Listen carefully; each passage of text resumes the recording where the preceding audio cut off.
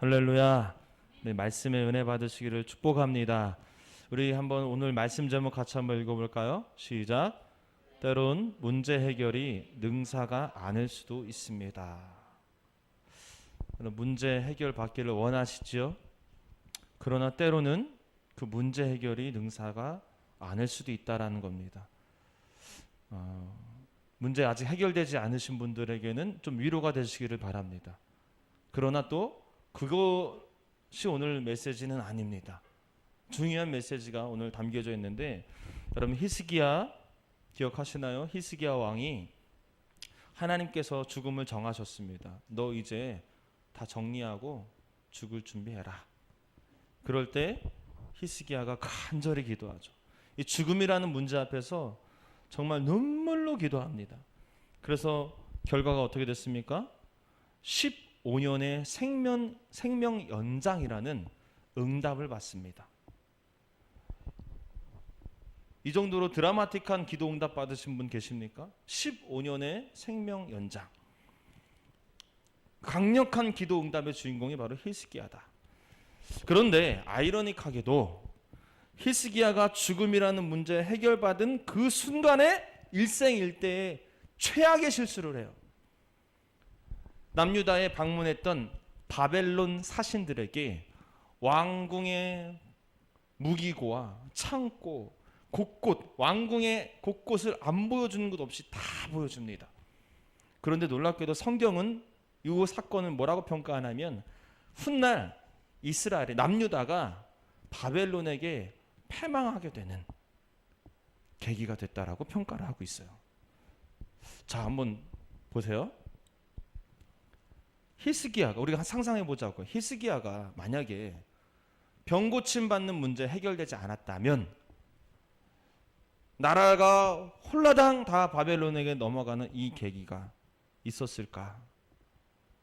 그런 장본인이 되지는 않았지 않았을까? 그런 생각을 한번 해보는 겁니다.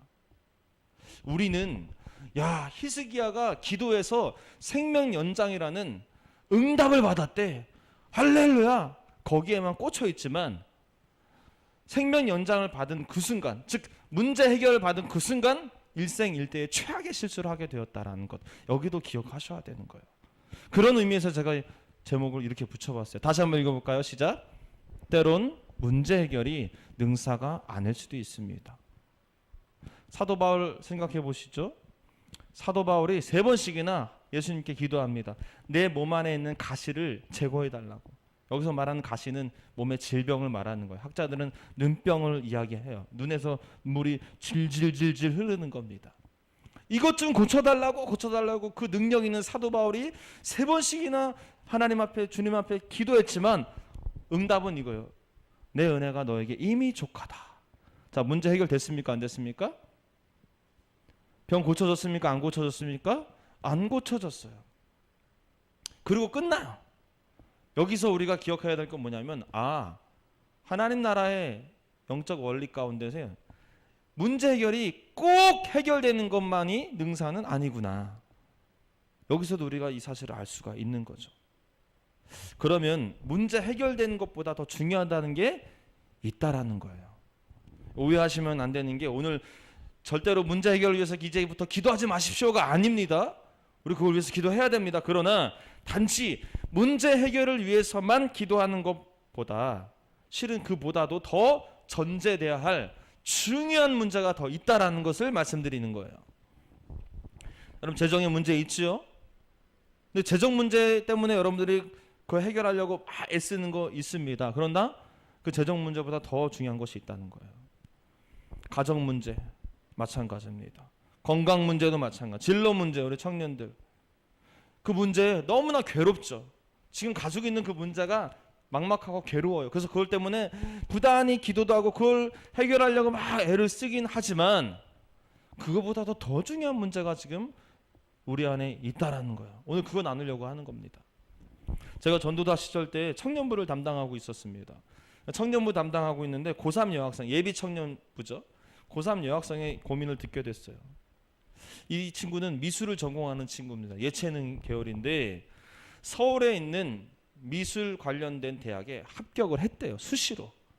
와, 실력이 인정받은 거잖아요. 근데 조건부 합격입니다. 우리 청년들은 다 아시겠죠? 수능 점수 몇 점 이상이 나와야 되는 거예요.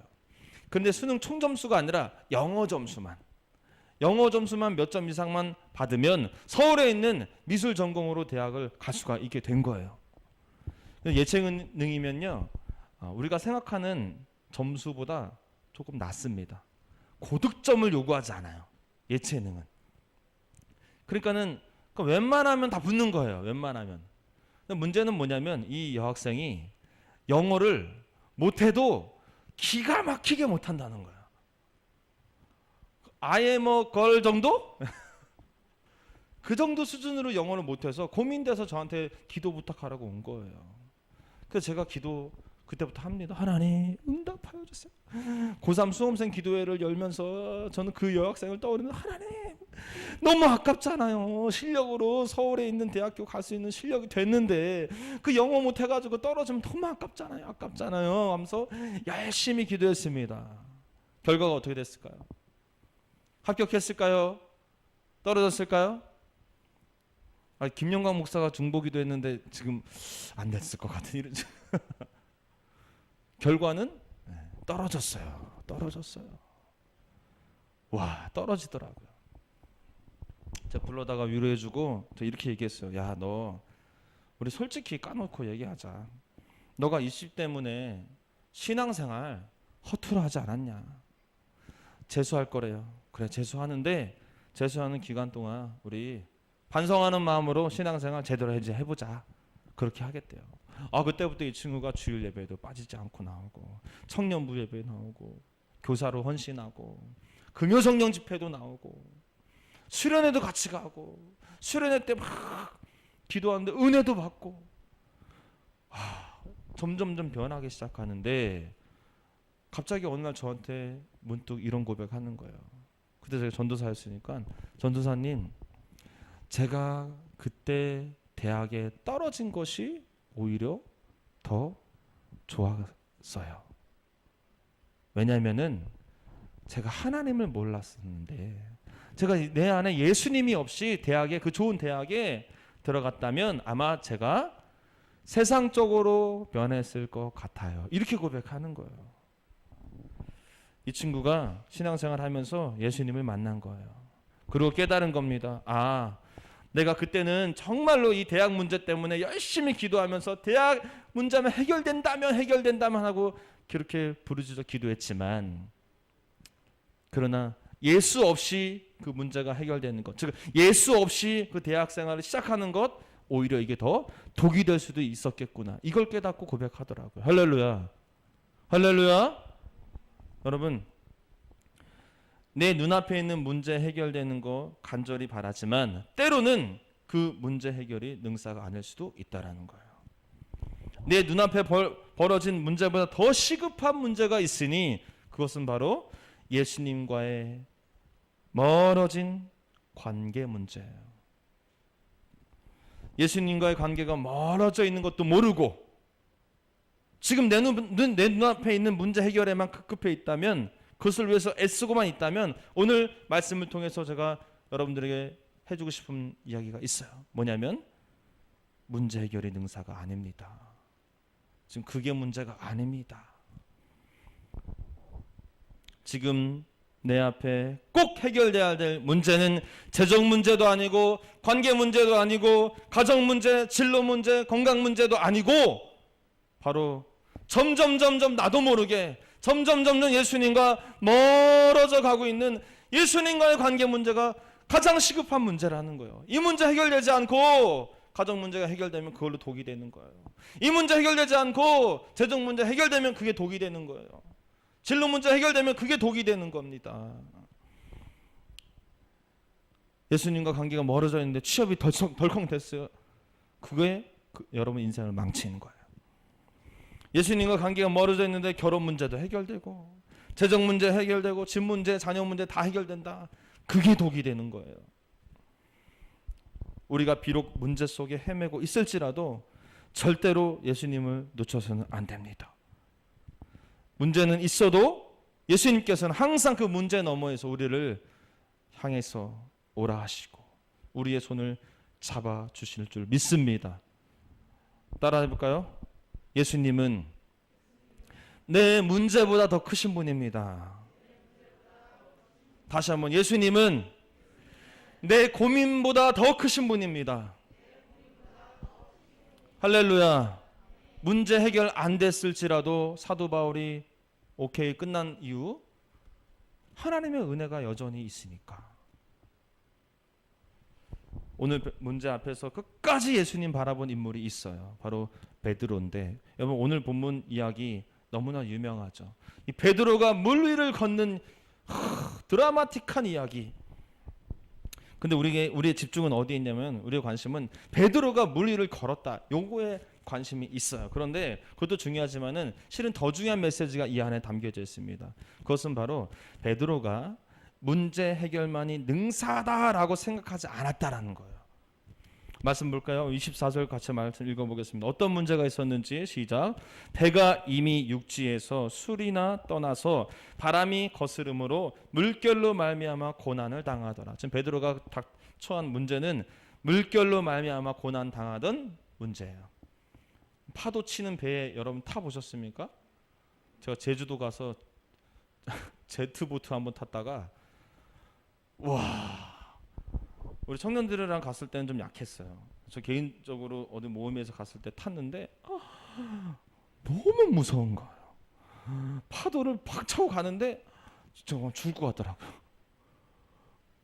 담대하라, 이게 못해요. 담대할 수가 없어. 너무너무 무서워요. 지금 베드로가 그런 지금 위기, 문제 앞에 있는 겁니다. 자, 그럴 때 거두절미하고 앞에 누가 나타나죠? 예수님 나타나죠. 자, 27절 보시죠. 예수께서 즉시 이르시되 안심하라, 나니 두려워하지 말라. 자, 지금 앞에 예수님이 딱 등장하셨습니다. 28절에 베드로가 뭐라고 대답해야 될까요? 뭐라고 기도했을까요? 시작. 베드로가 대답하여 이르되 주여, 만일 주님이시거든 나를 명하사 물 위로 오라 하소서 하니. 아멘. 자, 베드로의 대답이 실은 정황상 보면은 실은 굉장히 엉뚱한 대답이에요. 베드로는 지금 간절히 원하고 있는 제목이 뭐냐면, 뭐여야 되죠? 간절히 원하는 기도 제목이 뭐여야 합니까? 바다를 잔잔케 하소서. 이게 지금 베드로의 기도가 되어야 됩니다. 그런데 베드로는 뭐라고 기도하냐면, 그 극박한 상황 속에서 주님, 제가 주님께 가까이 가고 싶습니다. 나를 명하사 오라 하소서. 지금 이렇게 기도하고 있다라는 거예요. 여기에 전제는 뭡니까? 베드로가 생각하는 가장 큰 문제는 집채만한 파도가 아니라 지금 내가 물리적으로 예수님과 멀어져 있다는 것이 가장 큰 문제로 느끼고 있었다는 거예요. 그래서 베드로는 예수님 앞에 주님이시거든 나를 명하사 물 위로 오라 하소서 이렇게 말한 겁니다. 예수님께서 베드로에게 오라 말씀하셨고, 그 한마디에 베드로는 그 넘실대는 그 파도에 몸을 던져요. 놀라운 사실은 베드로가 이미 지금 오늘 마태복음 14장이잖아요. 마태복음 8장에서 이미 바람과 파도를 잔잔케 하시는 예수님을 경험해요. 기억나시나요? 예수님이 고문에서 주무시고 계시는데 막 파도가 치니까 제자들이 혼비백산해서 예수님 깨우잖아요. 그 예수님이 딱 일어나가지고 보니까 막 파도가 치고 있어요. 바람이 막 억세게 불고 있어요. 그때 바람과 파도를 꾸짖어 잠잠하라 하시니 바람과 파도가 잔잔해지고, 이 베드로를 비롯한 제자들이 너무 깜짝 놀라서, 아니 이 사람은 도대체 누구이기에 바람과 파도가 다 순종하는가? 이 고백 어디서 나왔다? 이미 마태복음 8장에서 경험했다. 예수님이 바람과 파도를 잔잔케 하시는 분인 걸 베드로는 경험하고 이미 알고 있었어요. 그래서 지나가 쭉 시간이 흘러서 오늘 14장에서 똑같은 상황이 벌어진 겁니다. 근데 그때는 예수님이 8장에서는 예수님이 같은 배에 같이 있었어요. 근데 오늘은 같은 배에 없어요. 저 멀리 떨어져 계세요. 베드로의 시급한 문제는 지금 내가 예수님과 멀어져 있다는 것이 가장 큰 문제로 여겨졌다는 겁니다. 이게 베드로의 믿음이에요. 이게 대단한 거예요. 물 위를 걸은 거는 베드로가 한 겁니까? 그저 예수님이 명령한 예수님의 능력으로 나타난 것이지, 베드로가 대단한 것은 지금 내 눈앞에 있는 집채만한 파도를 문제로 여기지 않고 지금 내가 가장 큰 문제는 예수님과 멀어져 있는 것이 가장 큰 문제구나, 이거 직시했다라는 것이 베드로가 대단한 거예요. 여러분, 우리 눈앞에 있는 문제들, 해결하고 싶은 문제들 있잖아요. 그 문제 앞에서 우리는 어떤 행동을 취합니까? 예수님 관심이 없어요. 오직 그 문제 가지고 혈안이 됐어요. 이것만 해결하면 갈게요, 주님. 예수님이 오라 하시는데도 예수님 잠깐만요, 지금 이것만 해결하고요. 아직 이거 해결되지 않아서 못 가고 있는 거예요. 지금 그게 우리들의 모습이에요. 베드로는 예수님이 오라 하니까 여전히 파도가 질비한데 예수님 이 파도가 좀 잔잔해지면 갈게요가 아니라 그냥 몸을 던져버린 거예요. 여러분, 때로는 문제 해결이 능사가 아닌 거예요. 뭐가 더 중요합니까? 문제 해결보다도 내가 영적으로 예수님과 얼마나 가까웠는가, 혹 내가 많이 멀어져 있지는 않는가, 이걸 우리가 항상 직시해야 된다는 것입니다. 여러분, 어떤 문제를 지금 해결하고 싶으십니까? 대출 갚아야죠. 그래서 야근도 하고 투잡도 뛰고. 근데 그게 문제가 아니라는 거예요. 그게 진짜 문제가 아니라는 거예요. 진짜 문제는 지금 여러분 예수님과 많이 멀어져 있어요. 지금 내가 예수님과 많이 멀어져 있어요. 여러분, 가정 문제도 있죠. 자녀 문제도 있고 사업 문제도 있습니다만, 그래서 그 문제 해결하려고 어떻게 하면 이 문제 해결할까 기도도 했잖아요. 하고 있잖아요. 그런데 진짜 문제는 나도 모르게 지금 예수님과 멀어져 가고 있는 게 진짜 문제라는 거예요. 나도 모르게 어느 순간부터 예배의 감격이 식어지고 있어요. 어느 순간부터 찬양보다 가요가 더 귀에 익어요. 뭐 가요가 다 나쁘다는 것은 아니지만 스스로 점검해 보시라는 거예요. 어느 순간부터 주님을 위한 헌신의 모습이 아닌 그냥 세상 즐거움을 쫓아 살아가는 그 내 모습을 발견하게 됩니다. 예수님과의 거리가 멀어져가는 지금 이 시기에 눈앞에 보이는 문제 해결이 능사가 아니다. 여러분, 예수님과 거리를 좀 좁혀가시기를 축복합니다. 예수님과 거리가 좁혀질 때 오히려 문제는 해결될 줄 믿습니다. 할렐루야. 우리 32절 보시죠. 32절 읽습니다. 시작. 배에 함께 오름에 바람이 그치는지라. 할렐루야. 베드로가 한 번도 바람을 그치게 해달라고 기도한 적 없어요. 부르짖은 적이 없으며, 다만 예수님을 초청하고 예수님을 이 배에 올라타게 하시는 것만 원했는데, 그렇게 되는 순간 오히려 문제가 해결되는 기적이 일어납니다. 이게 바로 하나님 나라의 원리입니다. 먼저 그의 나라와 그의 의를 구하라. 그리하면 이 모든 것을 너희에게 더하시리라. 먹고 사는 문제 해결돼야죠. 그러나 그 먹고 사는 문제 해결하고자 영적인 문제를 등한시하면 절대 안 됩니다. 내 영혼이 잘됨 같이 범사가 형통한다 말씀하셨어요. 우리의 영혼, 예수 그리스도, 주님과의 교제, 하나님 만나는 그 일, 예배 생활, 기도 생활, 복음 전하는 그 일들에 여러분들이 매진할 때 오히려 내가 지금 해결하고자 하는 그 문제들이 자연스럽게 해결될 줄 믿으시기를 바랍니다. 할렐루야. 우리 옆에 계신 분들에게 같이 축복하며 인사하겠습니다. 예수님 만납시다. 예수님 손 잡읍시다. 사랑하는 여러분, 지금도 예수님께서 여러분 문제 너머에서 손 내밀고 계십니다. 그리고 말씀하십니다. 오라. 내게로 오라. 내가 잡아줄게. 오라. 여러분, 이 문제만 해결하고 갈게요. 이것만 해결되면 그때 할게요가 아니라 베드로처럼 주님과의 거리를 조금이라도 좁히기 위해서 온몸을 던지시기를 바랍니다. 죽을 것 같지만 죽지 않습니다.